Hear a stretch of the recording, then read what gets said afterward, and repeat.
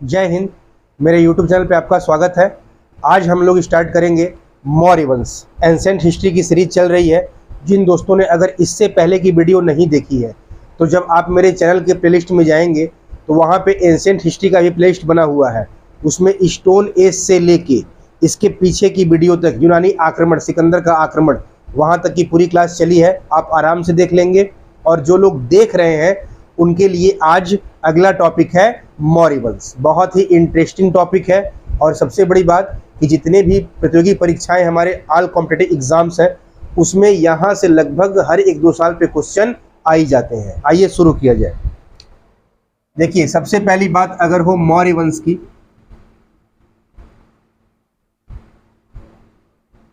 तो मौर्य वंश को जानने के 2 सोर्स हैं।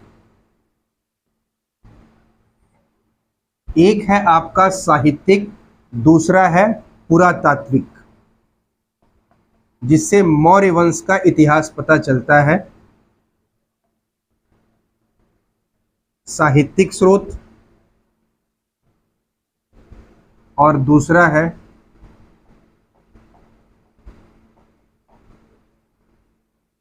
पुरातात्विक स्रोत।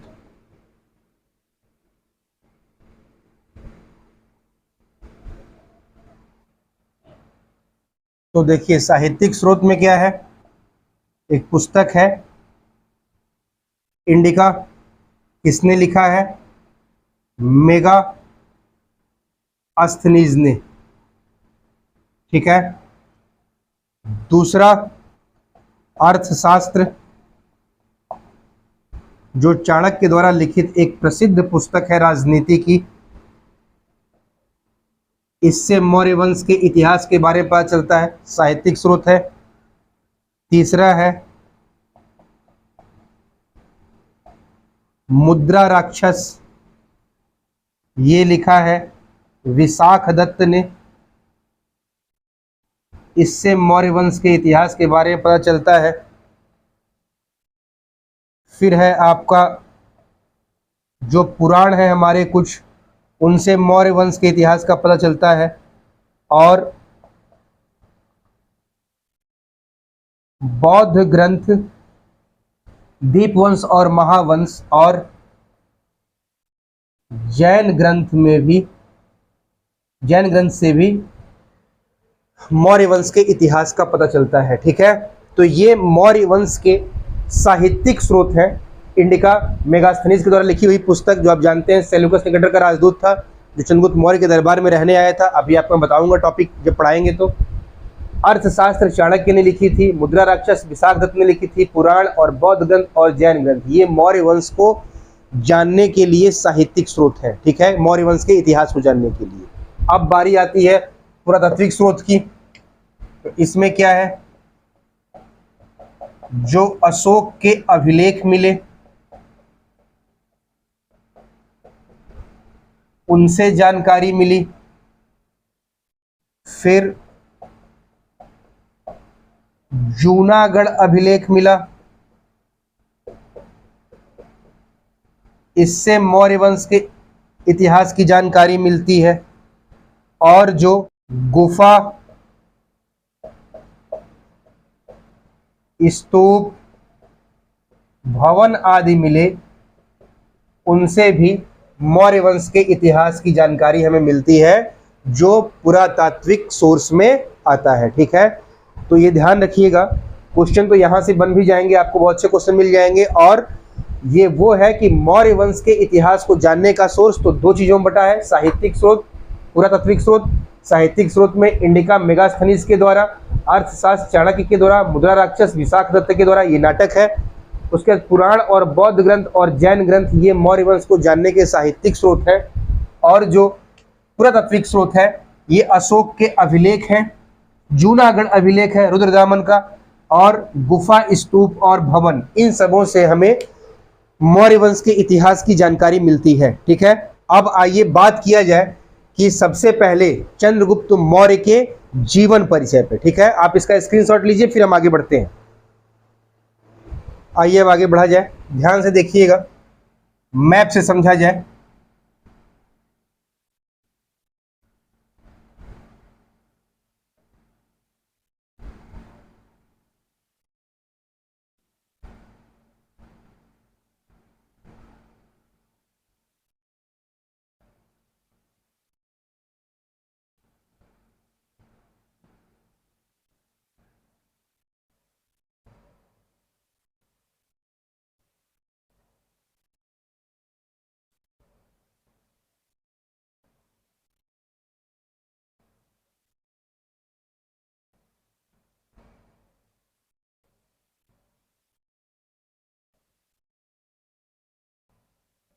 ये भारत, ठीक है।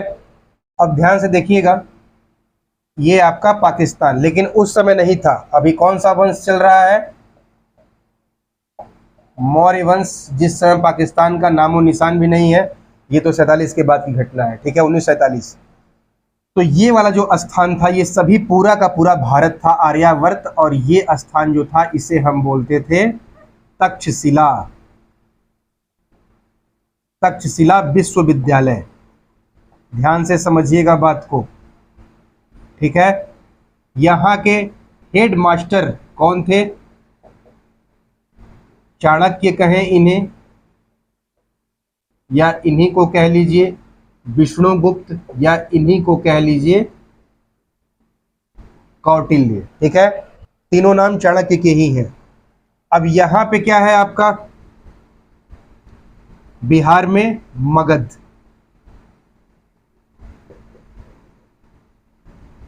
मैं आपको बता रहा हूं कि चंद्रगुप्त मौर्य का इतिहास, कैसे ये राजा बने, और तब हम जानेंगे ना कि मौर्य वंश की स्थापना चंद्रगुप्त मौर्य ने कैसे की है, ठीक है। तो ये मगध, और मगध पे आप जान रहे हैं चंद्रगुप्त पहले, चंद्रगुप्त मौर्य के पीछे जाइए, जो मैंने आपको पढ़ाया था 3 वंश, क्या था? हर्यक वंश,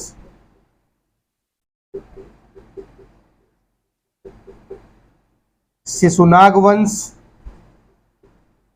और नंद वंश, ठीक है। अब इस नंद वंश का जो संस्थापक था महापद्मनंद, लेकिन जो अंतिम शासक था वो कौन था? घनानंद, जो एक बहुत ही पराक्रमी शासक था मगध का, ठीक है। अब चाणक्य तक्षशिला विश्वविद्यालय के हेडमास्टर, इनको न्यूज मिली यहां से सिकंदर अपनी विशाल सेना लेके आ रहा है, विश्व विजय का अभियान लेके, और अब इसका अटैक, आक्रमण भारत पे ही होने वाला है। इसलिए चाणक्य इन बातों से चिंतित होके अब कहां जाने की सोच रहे हैं? मगध। क्योंकि आप जानते हैं कि अभी भी भारत जो है वो कितने महाजनपदों में बटा हुआ है? 16 महाजनपदों में। मैंने आपको पढ़ाया था 16 महाजनपद भी, और उसमें से सबसे अधिक उभर कर जो सबसे शक्तिशाली रूप में कौन आया था? वो मगध था, ठीक है। इसी का उत्कर्ष हुआ जिस पे 3 वंशों ने शासन किया, ठीक है। अब चाणक्य जाना चाह रहे हैं घनानंद के पास, क्योंकि इनका भी एक सपना है कि जो ये 16 महाजनपदों में टुकड़ों में भारत बटा हुआ है, इसको ये एक करने की सोच रहे थे। ये इनका सपना था। जैसे सिकंदर का सपना था विश्व विजेता बनने का, वैसे ही चाणक्य का सपना था कि भारत का एकीकरण किया जाए, अखंड भारत का निर्माण किया जाए। इन सपनों को लेके ये बड़े ही अपेक्षा लिए हुए मगध घनानंद से मिलने गए और बताने गए कि सिकंदर विश्व विजय का अभियान लिए हुए भारत पर आक्रमण करने आ रहा है, ठीक है। अब जब चाणक्य यहां गए तो भाई जाहिर सी बात है कि आप अब मगध जाएंगे तो घनानंद से आसानी से तो मिल नहीं लेंगे। भाई राजा है मगध का, प्रतापी राजा है, पराक्रमी राजा है। जैसे आज के समय में ले लीजिए, अगर प्रधानमंत्री से आपको मिलना हो, मोदी जी से, तो क्या आप उनके घर जाके बेल बजाएंगे टिंग टोंग? अब मोदी जी कैसे हैं? तो असंभव है ना, उनसे मिलने के लिए सोचना ही बड़ी बात है। वही हाल था चाणक्य का। जब चाणक्य मगध पहुंचे तो क्या हुआ? अब जितने भी दरबारी थे और इनके मंत्रीगण थे घनानंद के, इनको बाहर बैठा दिए, आप वेट करिए, भाई तुरंत मिल नहीं सकते, महाराज व्यस्त हैं।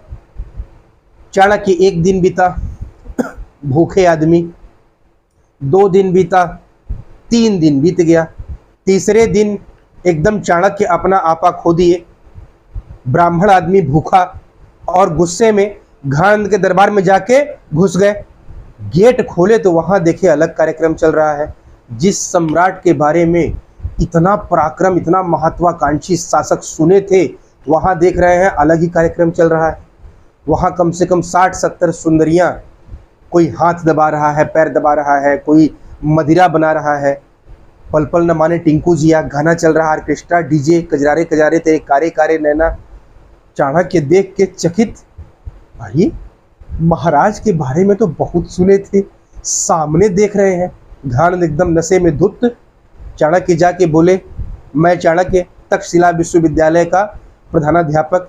घानानंद बोला, तो अरे सिकंदर आक्रमण करने आ रहा है विश्व विजय का अभियान लेके भारत पे। तो अरे भारत खुद 16 महाजनपदों में बिखरा हुआ है, यहाँ पे आके आक्रमण करेगा तो आप जानते हैं ना आक्रमण करने के बाद शासक कितना क्रूर व्यवहार करते हैं। अगर भारत जीत लेगा तो बाहरी आक्रांता है, उसको भारत की मिट्टी से क्या लगाव है, वो तो भारत को जीतेगा और यहाँ की जनता को बहुत क्रूरता से शोषण करेगा। घानानंद फिर बोला, तो यहाँ नहीं आएगा, यहाँ मैं बैठा हूँ ना, आप निश्चिंत रहिए।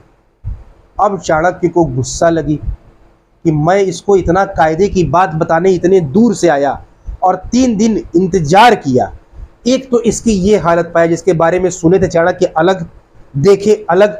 चाणक्य का माथा फिरा। अब चाणक्य गुस्सा आ गया घानानंद पे ही। चाणक्य ने फिर समझाने की कोशिश की घानानंद को। घानानंद ने उन्हें हल्का सा धक्का दे दिया और कहा कि अपना ज्ञान अपने पास रखिए, और धक्का दिया तो चाणक्य गिर गया क्योंकि बलशाली तो था ही। अब चाणक्य की जो चोटी थी, तो पहले चोटी नहीं था, चोंडा था, तो पहले इतनी छोटी मोटी चोटी मत समझिए, पहले एकदम चोंडा कहिए। चोटी इतना मोटा, इतना बड़ा शिखा, उनकी चुटिया खुल गई। अब ब्राह्मण की चुटिया खुल जाए तो एकदम सबसे मतलब एकदम माथा एकदम उनका वो आपा एकदम खो दिए, माथा पगला गया चाणक्य का। अब चाणक्य कहे, तू महाराज है, तू दारू पीता है, तू ये इतना प्रोग्राम ऑर्केस्ट्रा और डीजे देखा है, तू महाराज, तू कहाँ का महाराज। अब चाणक्य कहे कि तुझे तो सिकंदर बाद में देखेगा, तेरा सर्वनाश मैं पहले करूंगा, तुझे ये कर दूंगा, वो कर दूंगा। खूब अनाप शनाप चाणक्य बोले। उसके बाद इसने घानानंद ने चाणक्य को उठा के बाहर फेंकवा दिया। अब चाणक्य बहुत कुछ बोल दिए थे। उसके बाद चाणक्य जब रास्ते में आ रहे थे, अपना वही झोला रखे थे भाई, अध्यापक आदमी, सोचे कि बहुत ज़्यादा बोल दिए भावनाओं में आके, बात तो सही है। वो राजा, हम एक सामान्य तक्षशिला विश्वविद्यालय के टीचर हेड मास्टर आदमी, और यही सोचते हुए जाके एक पेड़ के वृक्ष था उसी के चबूतरे पे बैठे, 3 दिन से भूखे भी थे, बेचारे चिंतन कर रहे थे क्या किया जाए। अखंड भारत का सपना भी है, इधर मगध जिसका नाम सुने थे घानानंद का, उसको देख के आ रहे हैं, उसका व्यवहार, उसकी रियलिटी देखे, अब उससे एकदम चिंतित है। यही सब सोचते हुए सामने उनकी निगाह कुछ 10-12 बच्चों पे पड़ी जो एक खेल खेल रहे थे। उसमें एक बच्चा था जो इन बच्चों को लीड कर रहा था। ये बच्चे जनता और प्रजा बने हुए थे और वो राजा बना हुआ था। चाणक्य उसको बहुत गहराई से देखे। वो बच्चा और कोई नहीं था, वो चंद्रगुप्त मौर्य था। चाणक्य देखे, उसकी पूरी हरकत देख रहे थे, राजा का गुण देख रहे थे। उसी बीच उसका मामा आया, किसी बात पे नाराज था, चंद्रगुप्त को डांट के बोल रहा था कि तू नहीं करेगा तो मैं तुम्हें बेच दूंगा, ये कर दूंगा।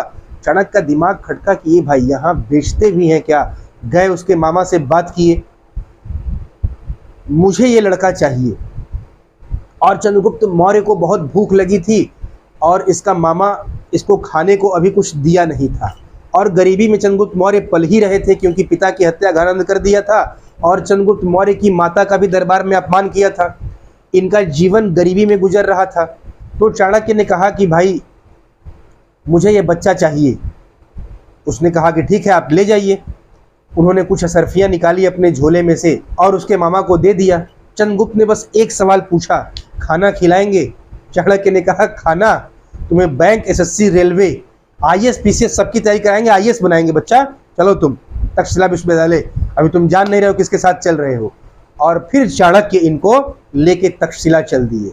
और फिर आप जानते हैं कि चाणक्य ने इनको हर चीज की शिक्षा दी, बुद्धिमत्ता की, बल की, राजनीति की, कूटनीति की, नैतिकता की, एकदम ऑलराउंडर बनाए, एक पराक्रमी योद्धा।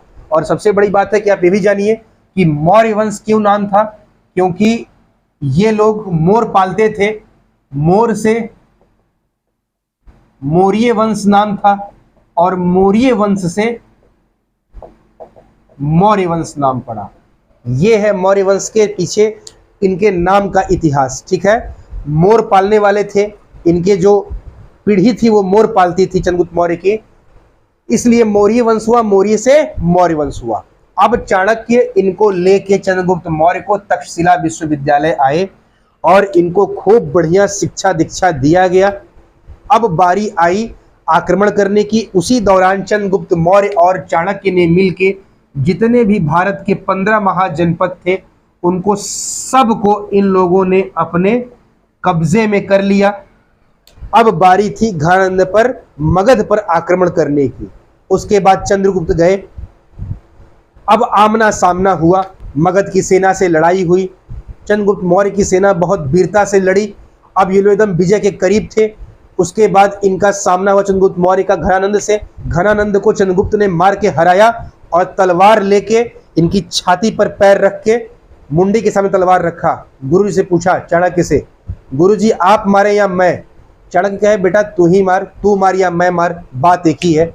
उसके बाद इनकी मुंडी धड़ से अलग किया चंद्रगुप्त मौर्य, क्योंकि चंद्रगुप्त मौर्य चाणक्य को बचपन से अपना माता पिता गुरु सब मानता था और वो उस लायक थे भी। और चाणक्य भी चंद्रगुप्त मौर्य को अपने पुत्र की तरह बहुत मानते थे, बहुत लगाव था। इसीलिए चाणक्य ने कहा कि तू मार या मैं मार, बात एक ही है। क्योंकि चाणक्य का भी प्रतिशोध था, क्योंकि चाणक्य भी याद करिए बताया अभी, चाणक्य को भी दरबार में अपमानित कर घनानंद ने खदेड़ दिया था और इधर चंद्रगुप्त मौर्य को अपने पिता की मृत्यु का बदला लेना था। इसी चंद्रगुप्त ने घनानंद का सर काटा और जब सर काटा तो वही घनानंद की बेटी जिसका नाम है दुर्धरा, अब ये फूट फूट के रोने लगी। भाई पिता की हत्या देखी तो रोने लगेगी। चंद्रगुप्त मौर्य देखे, गुरुजी को देखे, कहे गुरुजी रो रही है। गुरुजी कहे बेटा हम सब समझ गए, चल इसे भी साथ ले चल। अब चंद्रगुप्त मौर्य और दुर्धरा की धूमधाम से शादी करवाए चाणक्य। उसके बाद ये दोनों लोग रहने लगे। अब दुर्धरा प्रेग्नेंट थी, 8वां महीना चल रहा था। और एक बात और गौर करिएगा, चाणक्य देखिए गुरु ऐसा होना चाहिए। चाणक्य क्या गजब के गुरु थे। शिष्य को निखारना हो तो अब आप सुनेंगे तो आश्चर्य करेंगे। चंद्रगुप्त मौर्य को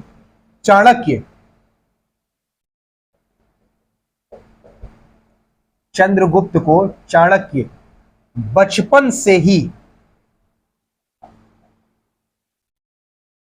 इनके दूध में विष देते थे, जहर, हल्का जहर। हल्का जहर मतलब जहर की मात्रा कम, जहर तो बहुत पावरफुल था, जहर की मात्रा कम। और ये जहर पी के ही ये चंद्रगुप्त मौर्य बड़ा हुआ था। ठीक है, पूरा जब अपने युवा अवस्था में आया, जब घनानंद को मारा, जब शादी हुआ, तब तक ये पूरी कहानी बता रहा हूं। बचपन से जब चाणक्य पाले हैं, इसको शुरू से ही जब पूरे चीज में निपुण कर दिए तो चाणक्य उसी समय बचपन से इसके दूध में विष डालना शुरू कर दिए, दूध में जहर डालना शुरू कर दिए, स्लो पॉइजन। क्या रीजन था भाई कि ऐसा दूसरा चंद्रगुप्त मौर्य में पैदा नहीं कर सकता, खड़ा नहीं कर सकता। ये हर जगह जाएगा, राजा बनेगा और राजा बन भी गए बाद में। जब मगध पे आक्रमण करके घनानंद को मार के शादी कर लिए। अब क्या था, पूरे अखंड भारत का जो सपना देखे चाणक्य वो भी पूरा हुआ और ये मगध ही क्या पूरे भारत के राजा बने, आर्यावर्त। तो चाणक्य का सपना पूरा हुआ और चाणक्य जानते थे कि राजा है, कई जगह जाएगा, उठेगा बैठेगा, भाई यही तो रहेगा नहीं, इसको कई जगह जाना पड़ सकता है अभियान के लिए। पता चला कि साउथ में गया, गांव के लोग, अच्छा पहले के राजा महाराजा जब जाते थे, जब आक्रमण करने, युद्ध करने, तो जिस भी जगह रुकते थे उस गांव के लोग पूरा ये सब, मतलब उनकी पूरी जिम्मेदारी होती थी, सेना को रखना, खिलाना पिलाना, रहने का बंदोबस्त करना, सोने का, ये सारी चीजें। ठीक, इस कारण कोई इसे जहर दे के ना मार दे, इसलिए इसको बचपन से चंद्रगुप्त मौर्य को ये दूध में जहर देते थे चाणक्य।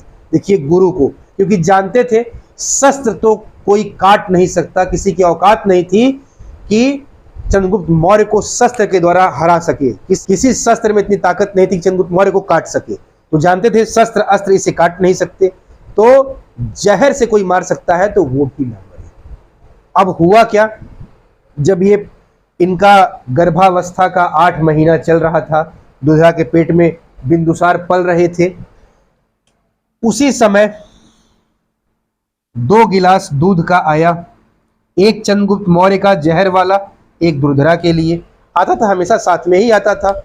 लेकिन उस दिन क्या हुआ कि चंद्रगुप्त मौर्य और दुर्धरा बात कर रहे थे और भूल से दुर्धरा ने चंद्रगुप्त मौर्य का गिलास उठा लिया और दूध पी गई। जब दूध पी तो भाई ये चंद्रगुप्त मौर्य थे जो बचपन से जहर पचा रहे थे, ये चंद्रगुप्त मौर्य थे। लेकिन आप तो पहली बार पी हैं दुर्धरा, सामान्य स्त्री। क्या हुआ? तुरंत मुंह से झाग निकलना और एकदम शरीर बिलबिलाने लगना पूरा। अब चंद्रगुप्त मौर्य दौड़े हुए चाणक्य के पास, गुरुजी गुरुजी चिल्लाने लगे। भाई माता पिता सब यही थे। गुरुजी ये क्या हुआ? एकदम घबराया है चंद्रगुप्त। गुरुजी ये देखिए ना, ये क्या हो गया? गुरुजी कहे घबरा मत, सब ठीक हो जाएगा। चाणक्य बहुत बुद्धिमान आदमी, देखे तुरंत समझ गए। ओहो, अच्छा ये बात किसी को चाणक्य के सिवा पता भी नहीं थी। चंद्रगुप्त भी नहीं जानता था कि हमको दूध में जहर दिया जाता है बचपन से, क्या कारण है, कुछ नहीं जानता था। चाणक्य देखे और पूरा माजरा समझ गए। ओहो, लगता है दुर्धरा चंद्रगुप्त मौर्य का दूध पी गई। कहे घबराओ मत, सब ठीक कर देंगे। जब स्थिति देखे तो चाणक्य कहे कि ये देखो, जच्चा या बच्चा, माता या संतान में से कोई एक बचाना पड़ेगा, बताओ किसको बचाऊं। देखिए चंद्रगुप्त मौर्य का निर्णय। कहे गुरुजी, साम्राज्य को वंश की जरूरत होती है, आप पुत्र को बचाइए। जहर तो पूरा काम कर गया था। उसके बाद चाणक्य ने दुर्धरा का पेट फाड़ा और गर्भ में से बिंदुसार को निकाला बाहर। बिंदुसार एकदम सही बचे हुए थे। लेकिन नाम क्यों बिंदुसार पड़ा? क्योंकि जो जहर ये दुर्धरा पी गई थी, भाई जहर था, वो पूरा बच्चे पे असर किया और पूरे बच्चे के शरीर पर दाना दाना बिंदु, पूरा दाग पूरे जहर का फैल गया था, इसलिए इनका नाम बिंदुसार पड़ा। अब बात समझ में आई? और यहां दो बात महत्वपूर्ण है, ध्यान रखिएगा। एक तो बिंदुसार नाम क्यों पड़ा? क्योंकि जहर इनके पूरे शरीर में फैला हुआ था, बच्चा गर्भ में ही था, उसका असर बिंदुसार पे पड़ा, बिंदुसार नाम पड़ा। दूसरी बात, भारत का पहला सिजेरियन बच्चा अगर कोई है तो वो कौन है? वो आपका बिंदुसार है। और जो ऑपरेशन किए डॉक्टर, वो कौन है? वो चाणक्य है।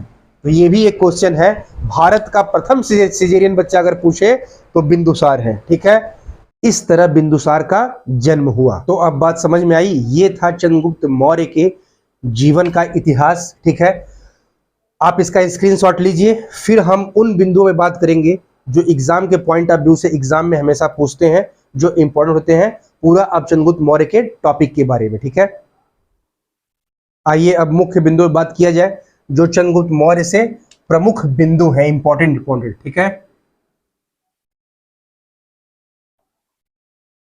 चंद्रगुप्त मौर्य को कौन साहित्य क्या बताता है, कौन क्या कहता है?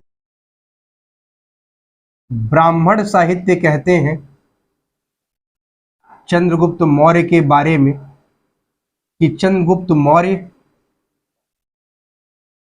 शूद्र कुल से उत्पन्न हुए थे। ब्राह्मण साहित्य क्या कहता है भाई? कि चंद्रगुप्त मौर्य शूद्र कुल से उत्पन्न हुए थे। ठीक है, बौद्ध और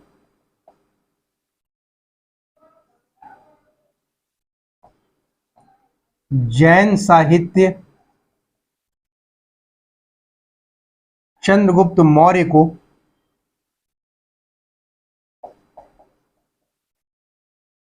क्षत्रिय बताते हैं।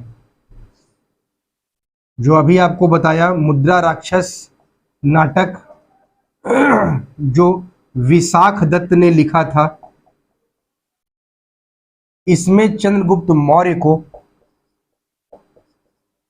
वृषल उपनाम से संबोधित किया गया है। वृषल का मतलब होता है निम्न कुल।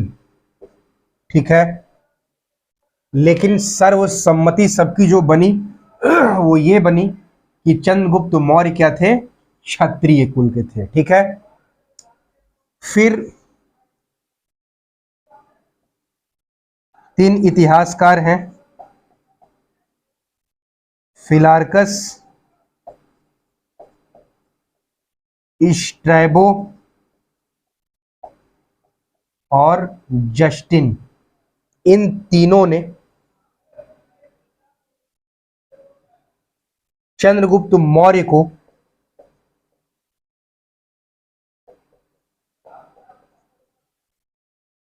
सैंड्रोकोट्स कहा है। सैंड्रोकोट्स बहुत इंपॉर्टेंट क्वेश्चन है, अक्सर एग्जाम में पूछ लेता है कि चंद्रगुप्त मौर्य को सैंड्रोकोट्स किसने कहा था। तो फिलार्कस, स्ट्रैबो और जस्टिन, यूनानी इतिहासकार हैं, इन लोगों ने कहा था कि ये सैंड्रोकोट्स हैं। ठीक है।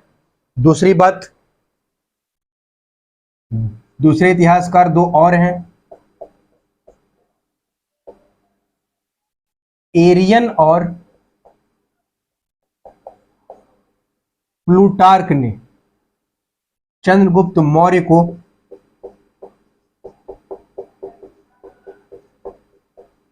एंड्रोकोट्स कहा। ठीक है, एंड्रोकोट्स, ध्यान रखिएगा, ये सब इंपॉर्टेंट लड़के यहां बहुत फंसते हैं। यहां देखिए, फिलार्कस, स्ट्रैबो और जस्टिन ने सैंड्रोकोट्स कहा, एरियन और प्लूटार्क ने एंड्रोकोट्स कहा। अच्छा, तीसरी बात क्या इंपॉर्टेंट है कि सबसे पहले सर्वप्रथम किसने सैंड्रोकोट्स का तादाम्य चंद्रगुप्त मौर्य के साथ स्थापित किया, मतलब पहचान की कि यही सैंड्रोकोट्स चंद्रगुप्त मौर्य है, वो विलियम जोन्स है। तो सर्वप्रथम विलियम जोन्स ने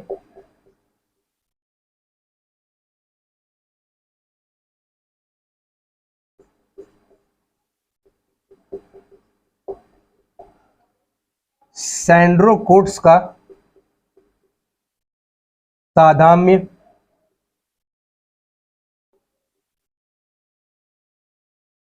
चंद्रगुप्त मौर्य के साथ स्थापित किया। याद रखिएगा, सबसे पहले विलियम जोन्स ने सैंड्रोकोट्स का तादाम्य चंद्रगुप्त मौर्य के साथ स्थापित किया, मतलब सबसे पहले पहचान चंद्रगुप्त मौर्य के रूप में किसने की, तो विलियम जोन्स ने। ठीक है। फिर देखिए, चाणक्य द्वारा लिखित पुस्तक क्या है भाई, अर्थशास्त्र, और इसका जो संबंध है वो किससे है, राजनीति से है। ध्यान रखिएगा, इसको अर्थशास्त्र का मतलब इकोनॉमी मत समझ लीजिएगा। चाणक्य द्वारा लिखित पुस्तक अर्थशास्त्र जिसका संबंध राजनीति से है, और इसकी जो तुलना है, इसकी अर्थशास्त्र की, मैं यहां लिख देता हूं, जो अर्थशास्त्र की तुलना है, कंपैरिजन, ये मैकियावली के द्वारा लिखित पुस्तक है, मैकियावली के प्रिंस से की जाती है। ये भी क्वेश्चन बहुत इंपॉर्टेंट है, ध्यान रखिएगा। चाणक्य द्वारा लिखित पुस्तक अर्थशास्त्र है, इसका संबंध राजनीति से है, और इस अर्थशास्त्र की तुलना मैकियावेली के प्रिंस से की जाती है। बहुत इंपॉर्टेंट क्वेश्चन है। ठीक है।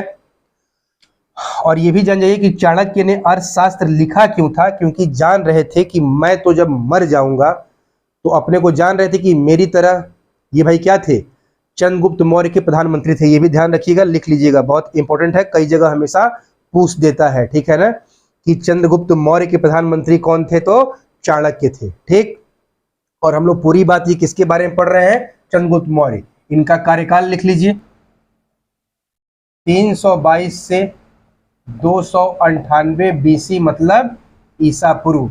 ये चंद्रगुप्त मौर्य का कार्यकाल है। कहीं कहीं 323 ईसा पूर्व भी देता है, 323 ईसा पूर्व, तो निश्चिंत रहिएगा, 323 ईसा पूर्व से 298 ईसा पूर्व, ये चंद्रगुप्त मौर्य का कार्यकाल है। ठीक है। और जो चाणक्य हैं क्या बताए कि यही क्या थे, ये प्रधानमंत्री थे किसके, चंद्रगुप्त मौर्य के। तो चाणक्य ने अर्थशास्त्र पुस्तक किसने लिखी थी, इसीलिए कि जब मैं मर जाऊंगा तो जो अगला शासक बनेगा उसको अब ये सारी जो नीति है, कूटनीति है, नैतिकता है, राजा का गुण है, वो कौन बताएगा। इस कारण इन्होंने अर्थशास्त्र लिखी, और ये सबके लिए पढ़ने के लिए नहीं था, केवल शासक ही पढ़ सकता था। ठीक है, इसीलिए इस किताब को चंद्रगुप्त मौर्य ने किसको सौंपा था, बिंदुसार को। ठीक है, तो ध्यान रखिएगा, ये क्वेश्चन बहुत इंपॉर्टेंट है कि चाणक्य द्वारा लिखित पुस्तक अर्थशास्त्र है, इसका संबंध राजनीति से है, इसकी तुलना मैकियावली के प्रिंस से की जाती है। ठीक है, इसका आप स्क्रीनशॉट लीजिए, फिर मैं कुछ पॉइंट और है फिर लिखता हूं। आइए अब आगे बढ़ा जाए। अगला देखिए, पूछेगा कि चंद्रगुप्त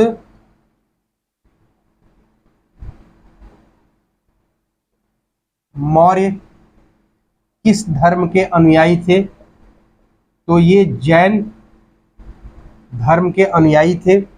और ये जो जैन धर्म की दीक्षा थी वो ये किससे लिए थे? तो ये चंद्रगुप्त मौर्य ने जैन धर्म की दीक्षा जैनी गुरु थे भद्रबाहु, इन्हीं से ली थी। तो ये भी क्वेश्चन इंपॉर्टेंट है, ध्यान रखिएगा कि चंद्रगुप्त मौर्य ने जैन धर्म की दीक्षा किससे ली थी? जैनी गुरु भद्रबाहु से ली थी। ठीक है, ये क्वेश्चन बहुत इंपॉर्टेंट है, अक्सर पूछता है। फिर अब एक बात और समझिएगा, अभी तो ये मुख्य बिंदु हो रहे हैं चंद्रगुप्त मौर्य से संबंधित, कुछ और मुख्य बिंदु हैं जो आप अभी पढ़े हैं। क्या? सेलुकस निकेटर, जिनका राजदूत मेगास्थनीज आया था। अब इसके बारे में जरा छोटी चर्चा कर लिया जाए, फिर आगे पॉइंट बढ़ते हैं क्यों आया। ठीक है, और सेलुकस निकेटर से क्या ताल्लुकात रहा कि फिर वो मेगास्थनीज उनका राजदूत मौर्य दरबार में आया था। ध्यान से देखिएगा, छोटी सी कहानी फिर।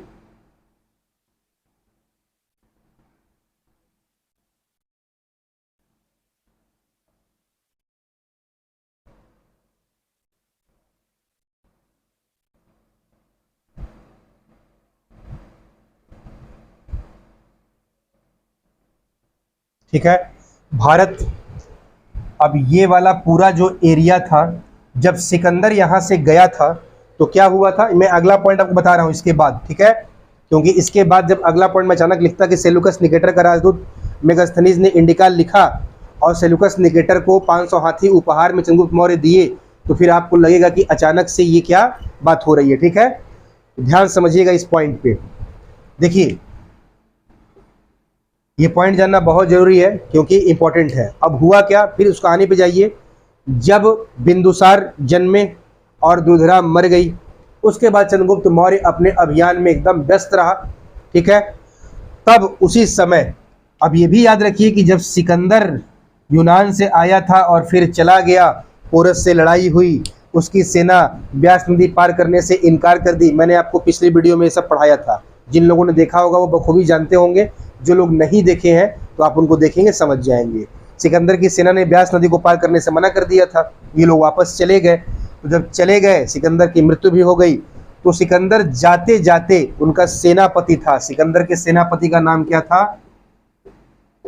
सेलुकस निकेटर, बहुत चर्चित रहा है इतिहास में। ठीक है, सेलुकस निकेटर सिकंदर का सेनापति था। ठीक है, तो सिकंदर इनको सारा अपना इधर का जीता हुआ जो पश्चिमोत्तर भारत का साम्राज्य था, इसको देते हुए वापस लौटा था, उधर ही मर गया। तो अब उस क्षेत्र का राजा कौन हो गया था? ये पूरा इधर यूनान और ये पूरा प्रदेश सेलुकस निकेटर। अब ये भारत पर आक्रमण करने आया। जिस समय चंद्रगुप्त मौर्य राजा बने हुए थे, दुर्धरा मर चुकी है, बिंदुसार जन्म ले लिया है। ठीक है, अब सेलुकस निकेटर जब आए तो अपनी सेना लेके, अब युद्ध का बिगुल भी बच गया भाई, अब ये अखंड भारत का राजा है। अब तो मगध केवल नहीं रह गया, चंद्रगुप्त मौर्य क्या है? पूरे भारत का राजा है। ठीक है, अब आक्रमण करने सेलुकस निकेटर आया है। कौन है? यूनानी है। ठीक, और पहले का युद्ध 2-3 साल होता था, 3-4 साल चलता था, तो इसलिए राजा महाराजा अपना पूरा परिवार, फैमिली लेके चलते थे। तो ये भी अपनी पत्नी, बेटी सबको लेके आए थे, जिसमें सेलुकस निकेटर की बेटी का नाम क्या था? हेलेना। ठीक है, तो सेलुकस निकेटर अब युद्ध मैदान में आया, चंद्रगुप्त और सेलुकस निकेटर आमने सामने। ठीक है, जैसे ही युद्ध का बिगुल बजा, चंद्रगुप्त मौर्य ऐसे आया और ऐसे घूमते हुए इनकी सेना के 100 लोग काटते हुए फिर आके वापस खड़ा। गर्दा उड़ गया, पूरा धूल उड़ गया। देख के सेना इनकी सेलुकस निकेटर की दंग रह गई। ये कहे सम्राट, मिनटों में पलक झपका, यूं आते काटते सबकी मुंडी 100 लोगों की फिर खड़ा। जब गर्दा हटा देख रहे हैं धड़ अलग है, चंद्रगुप्त खड़ा है। ठीक, इधर से हेलेना सीटी पे सीटी, वाह भाई वाह। अब सेलुकस देख रहा है बेटी को, तू किधर से है? उधर से कि इधर से? अरे पिताजी बहादुर योद्धा है। अब हेलेना क्या हुई? अब हेलेना खुश हो गई, इतना पराक्रमी योद्धा। और उसके बाद चंद्रगुप्त मौर्य की सेना में जो विशालकाय हाथी, जब सेलुकस निकेटर की सेना देखी तो आज तक ये लोग हाथी देखे ही नहीं थे। और हाथी के बारे में जानते ही नहीं थे कि हाथी वर्ड से परिचित नहीं थे, ये क्या होता है और ये कैसा जीव है, मशीन है कि जीव है, या मोटा मोटा पैर, सूंड, हाथी कैसे चलता देते ना, सूंड लहराता रहता है, सूंड लहरा रहा है, मोटे मोटे पैर, अब इतना बड़ा विशाल काय, इन लोगों की तो हालत खराब। एक बार सेना जब देखे कि नीचे आ गई हाथी के तो पापड़ बन जाएगी। अब तो चकित है सेल्यूकस निकेटर की ये क्या है, अब समझ गए कि इनसे युद्ध होना, तो युद्ध करेंगे तो जीतना असंभव है। फिर जब शाम हुई तो सब अपने अपने जब कैंप में आए तो हेलेना ने सेल्यूकस निकेटर से कहा कि पिताजी देखो, जीवन भर शादी नहीं करूंगी, अगर करूंगी तो उसी से करूंगी। सेल्यूकस कहा है, अरे वो हमारा दुश्मन है, चाहे कुछ भी हो शादी उसी से करनी। सेल्यूकस का भी माथा खटका, बात तो सही कह रही है, जीतना तो इससे असंभव है चंद्रगुप्त मौर्य से, क्यों ना शादी का प्रस्ताव प्रपोजल लेके चला जाए, रिश्तेदार हो जाएगा, इससे अच्छी बात क्या। अब सेल्यूकस निकेटर अपने घोड़े में बैठ के इनके कैंप में आया। चंद्रगुप्त मौर्य तलवार लेके एकदम टाइट है। जैसे सेल्यूकस उतरे चंद्रगुप्त मौर्य से बतियाने के लिए, कहे यार तुम हमेशा तलवार लेके टाइट करते हो मारने पिटने के लिए, एक प्रपोजल लेके आया हूँ। क्या प्रपोजल है भाई? जो मेरी बेटी हेलेना है इससे आपके लिए शादी का प्रस्ताव लेके आया हूँ, आप मेरी बेटी शादी कर लीजिए। चंद्रगुप्त मौर्य जानते हैं आप बिना चाणक्य की अनुमति के कुछ करते नहीं थे। गुरुजी से पूछे, गुरुजी ने कहा कोई दिक्कत नहीं। तो इन लोगों की धूमधाम से शादी हो गई हेलेना की, किससे? चंद्रगुप्त मौर्य के साथ। ठीक है, अब सेल्यूकस ने दहेज में इनको 4 प्रांत दिए चंद्रगुप्त मौर्य को, और इनसे कहा कि हमको भी कुछ चाहिए। तो क्या चाहिए भाई? चंद्रगुप्त मौर्य कहा अब तो तू मेरा ससुर है, मांग भाई क्या मांगता है। मैं राजा। कहे कि भाई जो वो जीव था ना, वो लंबे चौड़े, चंद्रगुप्त कहा वो जीव नहीं, उसका नाम है हाथी, अंग्रेजी में बोले तो एलिफेंट। अच्छा हाँ हाँ, वही वही हमको चाहिए। तो चंद्रगुप्त मौर्य ने कितना दिया इनको? 1-2 नहीं दिया, उपहार में 500 हाथी गिफ्ट किया। सोचिए, मगध में जंगल में हाथी इनकी सेना में कोई बड़ी बात नहीं भारत के लिए, और इन लोगों के लिए बहुत बड़ी बात थी। तो 1-2 हाथी नहीं, 500 हाथी इनको गिफ्ट किया सेल्यूकस निकेटर को। अब क्या हुआ कि हेलेना, अब चंद्रगुप्त मौर्य शादी तो हो गई, ये भाई प्योर हिंदुस्तानी आदमी, देसी भाषा, ये यूनान की लड़की विदेशी छोरी, अंग्रेजी भाषा यूनानी, ले हो गई दिक्कत।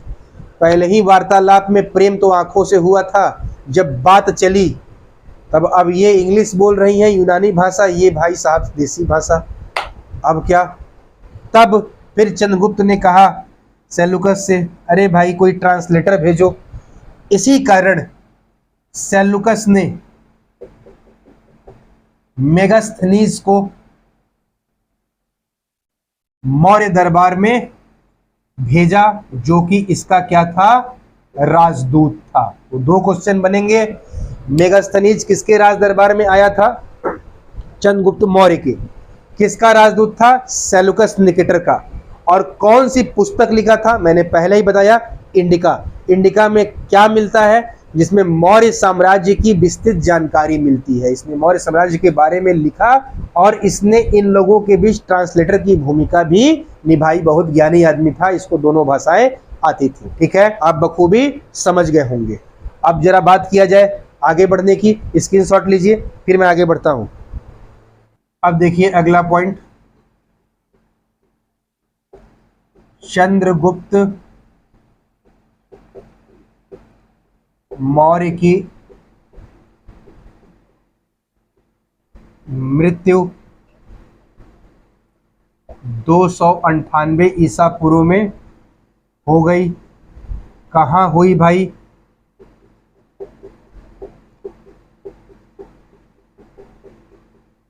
श्रवण बेलगोला कहाँ पड़ता है?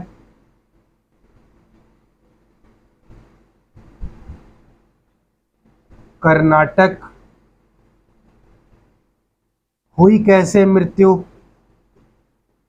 उपवास के द्वारा, और इसे जैन धर्म में कहते क्या है? उपवास द्वारा हुई मृत्यु को जैन धर्म में एक मेथड का नाम दिया गया है जिस विधि को बोलते हैं संलेखना या संथारा पद्धति। बहुत इंपॉर्टेंट है, इसको ध्यान रखिएगा, ठीक है।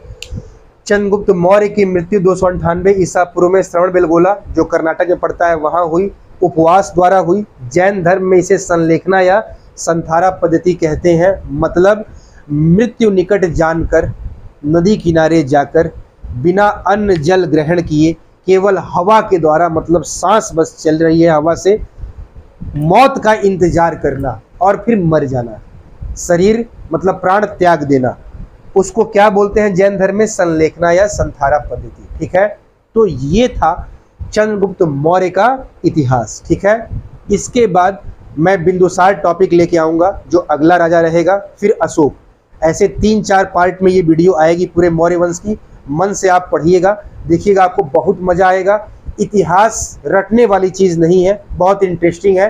कहानी की तरह समझेंगे तो बहुत मजा आएगा, और कहानी है भी, और वो भी रियल कहानी है, ठीक है। हमारे भारत का इतिहास है, तो आप मन से पढ़िए।